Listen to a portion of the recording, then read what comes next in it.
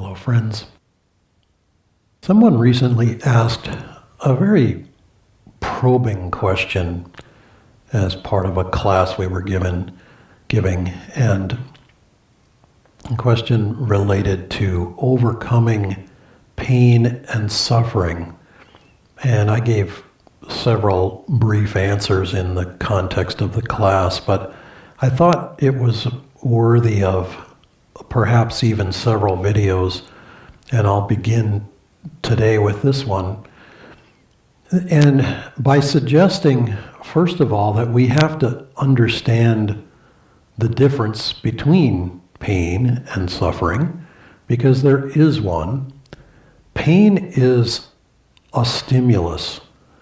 Pain is a sensation that is given to us, literally a sensation coming to us through the senses, that is given to us as a warning.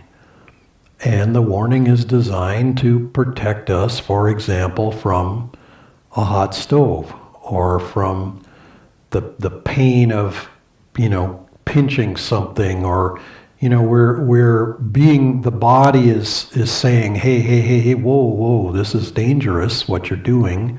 Let's be careful, or let's avoid that sensation because there's danger in it, there's potential injury in it, etc.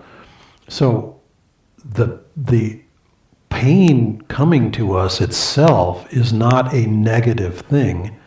It's just the body giving us that information. What we do with it, on the other hand, is entirely up to us. We can equate pain with suffering. We can sort of allow pain to segue into the experience of suffering beyond just the information that it's delivering. Now, I grant, and I want to be very clear about this, that chronic pain is very challenging to deal with. And having only experienced it a few times, but having a decent enough imagination to extrapolate that out, that if it went on for weeks, months, years, it would be very, very challenging to deal with. I fell off a roof one time, some 35 odd years ago, and twisted my ankle, or injured my ankle fairly significantly. It was enough to be on crutches for several weeks while I recovered, and it was extraordinarily painful.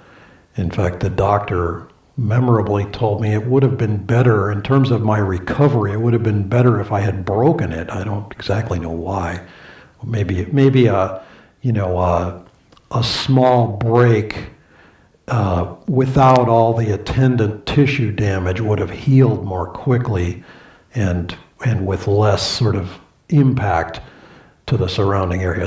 But anyway, I remember that experience quite vividly because it took a while for that to go away, and I was, kind of hobbling for many weeks, and then kind of gradually got stronger and able to do things. But several yoga mudras I was not able to do, and I was not able to sit cross-legged probably for a year after that.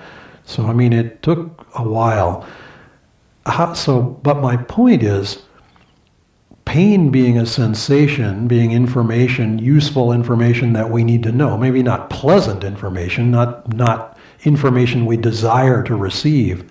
Nevertheless, we have to learn to look beyond, or look deeper into sort of what are we identifying with. Because it's when we start to identify with pain and say, okay, well, I am this pain, therefore I'm suffering.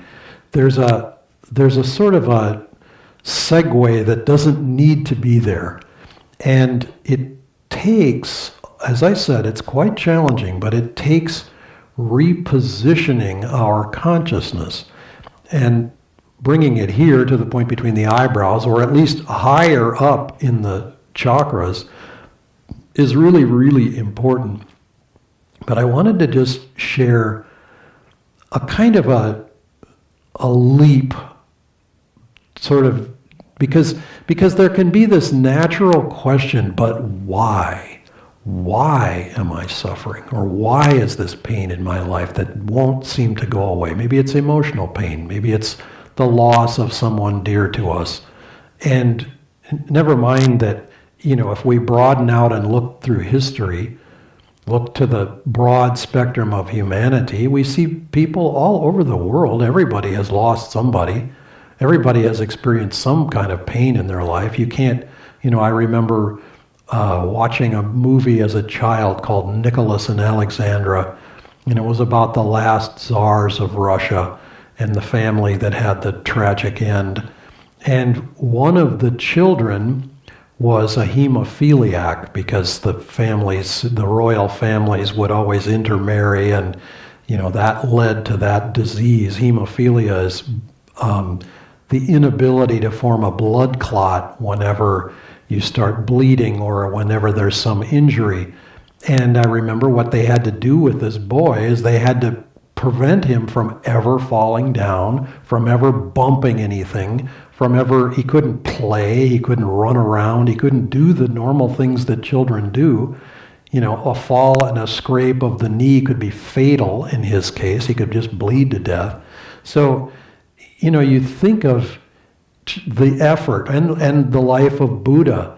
They tried to prevent him from ever seeing anything ugly, anything painful, from ever experiencing any of those emotions or feelings himself. And then, of course, later on, we know the story that he goes outside the city walls and he sees death and he sees suffering and he sees loss and ugliness. And, then he wants to understand, what is this all about? Well, that's what we need to do. We need to go inside and start asking, okay, other people experience this. Not everybody takes it as a negative. Not everybody, sort of drills in on it. Some people actually take it up. Some people actually give it to God and go up with it. And it is possible to do. And I'll just suggest one final image that has always sort of struck me. If you think of this life, of this drama that's taking place within us and all around us in the world as a drama, think of it as a movie, a play, a huge spectacle going on. Now think of actors who are extremely accomplished in their craft, be they film actors, be they stage actors, be they mimists, or whatever they may be. Think of the very best that have ever done that sort of thing.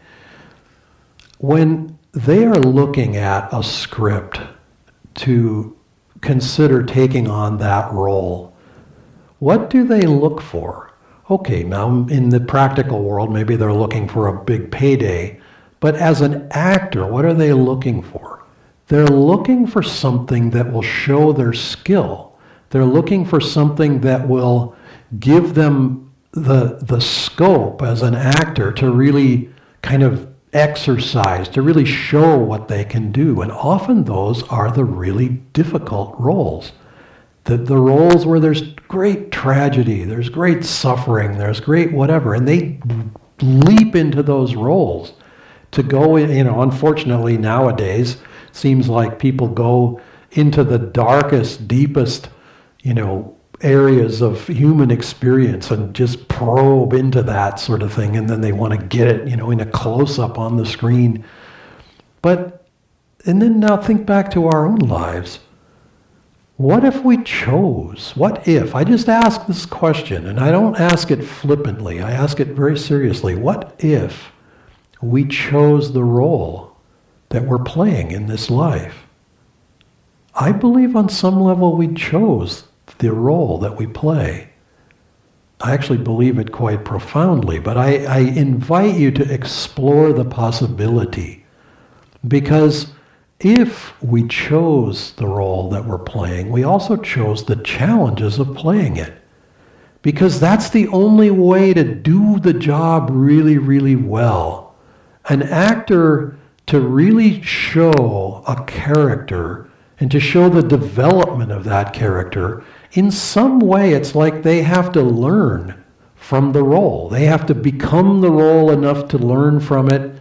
Now, we ourselves, we also need to remember, look, this is a role that we are playing.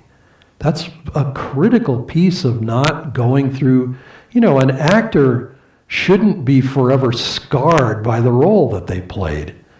I mean, some of them are. Some of them, I remember a character who even wrote a book, a kind of autobiographical book, saying, I am not, I won't name the character, but, he was trying to convey, look, I'm not defined by that character. Never mind that people pigeonholed me into that role because I was good at it and it became well known. But we also just need to look at our lives and say, I am not this role. I am not this person. This drama will end and I will move off the stage and I will move on. We don't have to wait for the end of life to do that. Again, I say this is challenging to do when it's a chronic situation, but all the more powerful in terms of the experience and the lessons that it can give us to learn.